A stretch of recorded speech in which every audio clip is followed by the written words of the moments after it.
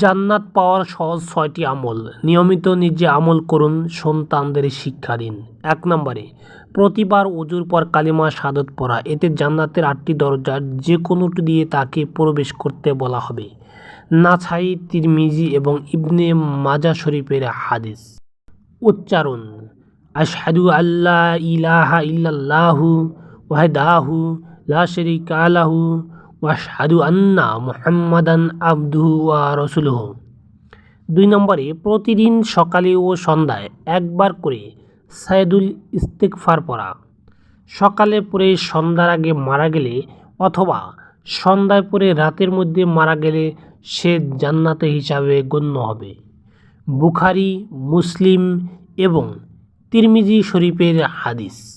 উচ্চারণ: আল্লাহুম্মা আনতা রব্বি লা ইলাহা ইল্লা আনতা খালাকতানি ওয়া আনা আবদুকা ওয়া আনা আলা আহদিকা ওয়া ওয়াদিকা মাসতাতু আউযু বিকা মিন শাররি মা সানাতু আবুউ লাকা বিনিমাতিকা আলাইয়া ওয়া আবুউ লাকা বিযায়নুবি ফাগফিরলি ফাইন্না লা ইয়াগফিরু যুনুবা ইল্লা আনতা। ৩ নম্বরে প্রতিবার ফরজ সালাতের পর একবার আয়াতুল কুরসি পড়া।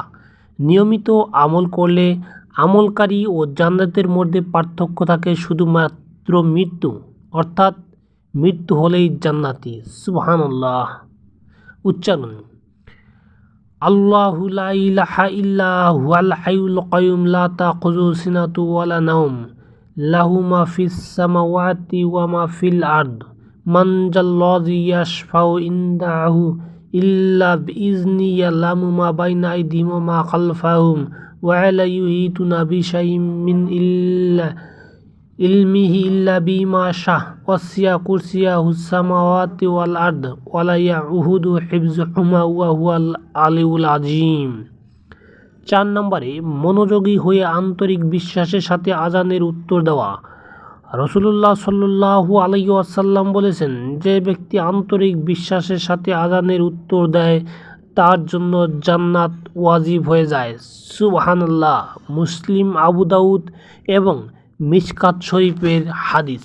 উচ্চারণ: আযানের সময় মুয়াজ্জিন যা যা বলে তার সাথে তাই বলতে হবে। শুধুমাত্র মুয়াজ্জিন যখন হাইয়া আলাস সালাহ ও হাইয়া আলাল ফালাহ বলবে তখন তার উত্তরে সেটা না বলে বলতে হবে লা হাওলা ওয়ালা কুওয়াতা ইল্লা বিল্লাহ। ৫ নম্বরে প্রথম তাকবীরের সাথে একটানা ৪০ দিন জামাতে সালাত আদায় করা। এতে মুনাফিকের খাতা থেকে নাম কাটা যাবে আর জাহান্নাম থেকে মুক্তি দেওয়া হবে। তিরমিজি শরীফের হাদিস ২৪১। ৬ নম্বরে শুধুমাত্র তর্ক পরিহার করবে বলে কেউ যদি নিজের ন্যায্য দাবি ছেড়ে দেয়। রাসূল সাল্লাল্লাহু আলাইহি ওয়াসাল্লাম বলেছেন, তিনি জান্নাতে তার জন্য একটি ঘরের জিম্মাদার, অর্থাৎ তাকে জান্নাত নিয়ে দিবেন। সুবহানাল্লাহ। আবু দাউদ শরীফের হাদিস। সম্ভব হলে উপরের সবগুলোই না হলে অন্তত যে কোনো একটি আমল করার চেষ্টা করতে পারি। আল্লাহ পাক সবাইকে সেই তৌফিক দান করুন। আমিন।